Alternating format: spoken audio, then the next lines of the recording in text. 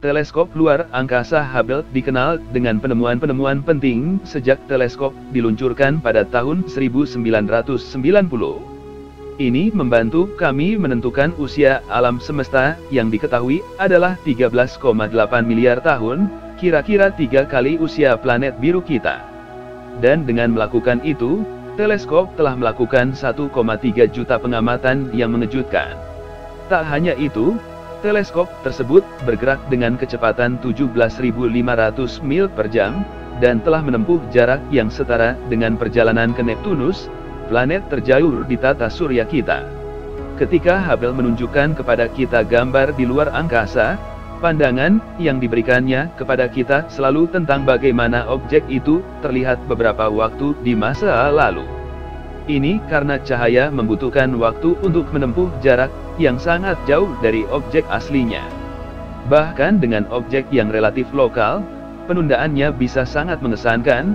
Dengan galaksi tetangga terdekat kita, galaksi Andromeda, tampak seperti hampir 2,5 juta tahun yang lalu. Ini berarti teleskop seperti Hubble bertindak seperti mesin waktu, memungkinkan kita mempelajari sejarah alam semesta kita. Tak lama setelah peluncurannya, kesalahan pada cerminnya menyebabkan efek kabur besar yang sangat menghambat kemampuannya untuk menyelesaikan terobosan astronomi. Namun, misi layanan pertama ke Hubble meminta astronot di pesawat ulang-alik Endeavour memperbaikinya, membawa optiknya ke tingkat detail yang menakjubkan yang kita lihat hari ini. Pada tahun 1994, Hubble menyaksikan tabrakan komet yang langka, mengambil foto gumpalan besar puing yang tertinggal di belakang comet Shoemaker-Levy 9 setelah bertabrakan dengan Jupiter. Dan itu juga memberikan bukti konklusif tentang keberadaan lubang hitam supermasif di pusat-pusat galaksi dengan mengamati galaksi M87. Pada tahun 1995 Hubble mengambil foto nebula elang yang terkenal, yang kemudian dinamai pilar penciptaan. Gambar ini akan hidup selama umat manusia melakukannya. Tapi mengapa kita berbicara tentang pencapaian Hubble hari ini ketika internet ramai dengan gambar teleskop luar angkasa James Webb? Nah, karena Hubble masih merupakan teleskop superstar, dan sementara pencapaian Webb baru-baru ini mungkin telah membayangi Hubble, visi Webb tidak akan sebesar itu. Dan sementara kita mungkin berasumsi bahwa hari-hari bapak teleskop sudah berakhir, Hubble terus membuktikan bahwa kita salah dengan menemukan lubang di alam semesta. Tidak setiap hari Anda bisa mengintip melalui lubang kunci di alam semesta, tetapi Hubble bisa, dan bahkan tidak menyadarinya. Sebuah foto baru dari nebula refleksi NGC 1999 yang diambil oleh teleskop luar angkasa Hubble dan dirilis oleh NASA dan Badan Antariksa Eropa pada 24 Oktober menunjukkan potret aneh dari awan gas dan debu yang berputar-putar. Nebula tersebut merupakan sisa dari pembentukan bintang V380 Orion yang dapat dilihat di tengah gambar.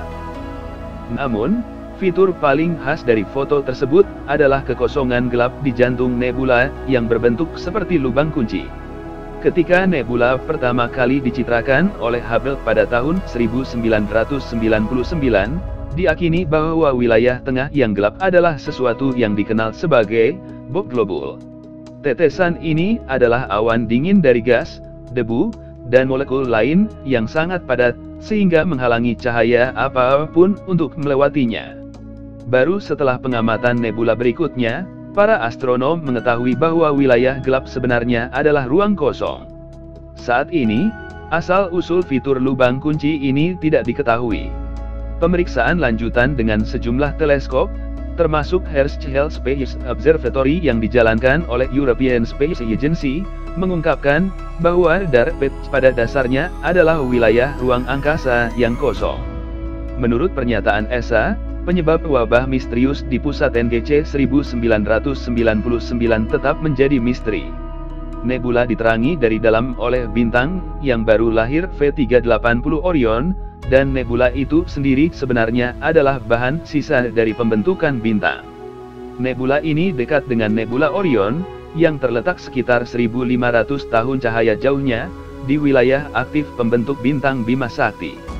Gambar baru dibuat menggunakan data arsip dari Wide Field Planetary Camera 2 Hubble, yang menggunakan campuran sensor ultraviolet, tampak, dan inframerah dekat untuk membuat gambar nebula yang kita lihat. Sensor inframerah bisa dibilang yang paling penting ketika melihat nebula, karena sensor Hubble lainnya tidak dapat melihat melewati awan debu, ke bintang-bintang di dalam atau di belakang nebula. Kemampuan cahaya inframerah untuk melewati awan gas dan debu inilah yang membuat teleskop luar angkasa James Webb menjadi instrumen yang sangat penting, karena kamera inframerahnya jauh lebih sensitif daripada kamera Hubble, dan telah mengungkapkan gambar yang menakjubkan, dan mengubah gambar pilar penciptaan Hubble di nebula elang. Dan bukan itu saja, Webb juga menembakkan Pillar of Radiation yang baru dan super seram sebelum Halloween. Ini adalah tampilan kedua Webb pada pilar penciptaan yang ikonik, dan yang ini mengintip jauh ke dalam inframerah tengah. Awan debu tampak bersinar dalam semburat biru, dan muncul di depan latar belakang merah.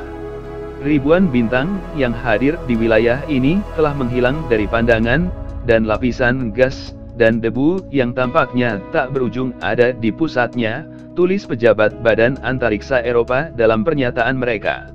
Banyak bintang aktif terbentuk di pilar biru abu-abu padat ini. Ketika simpul gas dan debu dengan massa yang cukup terbentuk di wilayah ini, mereka mulai runtuh di bawah tarikan gravitasinya sendiri, perlahan memanas, dan akhirnya membentuk bintang baru, Esa dikatakan. Kata pejabat itu dalam pernyataan yang sama.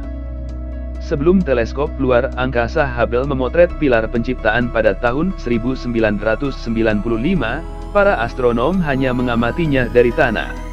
Pada jarak 6.500 tahun cahaya yang menakjubkan dari bumi, nebula elang, AKM 16, rumah bagi pilar penciptaan, masih cukup dekat untuk dilihat dengan mata telanjang. Jika Anda suka melihat bintang, pilar ini berada di antara rasi bintang Serpens dan Sagittarius di langit malam. Gambar di atas menunjukkan nebula elang dengan pilar penciptaan di tengahnya. Juga, lebih dari 30 gambar yang berbeda masuk ke dalam pilar penciptaan asli. Astronom Universitas Negeri Arizona Jeff Hester dan Paul Scowen harus mengumpulkan 32 gambar terpisah yang diambil oleh kamera Hubble pada tahun 1995 untuk sampai pada produk akhir yang epik. Beberapa dari mereka bahkan terlihat seperti ini. Sekarang, apakah menurut Anda keindahan surgawi semacam ini datang dengan mudah? Bukan. Tapi yang menghancurkan hati saya adalah bahwa pilar-pilar penciptaan mungkin sudah tidak ada lagi. Aku tahu, kau menatap lurus ke arah mereka. Tapi apa yang sebenarnya Anda lihat adalah 7.000 tahun. Pada tahun 1997, teleskop luar angkasa Spitzer NASA menangkap gambar pilar di sebelah awan debu panas raksasa. Para astronom mulai berspekulasi bahwa sebuah bintang masif meledak di suatu tempat di sekitar sudut kiri atas gambar di atas. Gelombang kejut dari supernova ini akan berjalan melalui nebula elang, memanaskan debu dan menjatuhkan benda.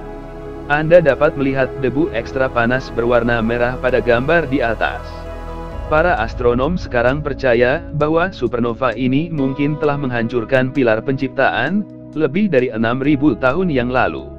Mereka telah memperkirakan bahwa supernova akan menghancurkan pilar untuk beberapa waktu, karena jumlah bintang dewasa di daerah tersebut. Mengapa kita masih bisa melihat mereka hari ini? Dibutuhkan cahaya dari nebula elang sekitar 7.000 tahun untuk mencapai bumi, jadi kita tidak akan melihat perubahan drastis pada pilar selama 1.000 tahun lagi. Dan sementara seni kosmik mungkin tidak ada lagi, kami berterima kasih kepada Hubble karena telah memberkati kami dengan keindahannya satu generasi yang lalu. Dan kami berharap observatorium tetap aktif dan sehat, dan terus memberkati kami dengan gambar-gambar yang lebih mengejutkan. Terima kasih Hubble. Menuju tak terbatas dan melampauinya.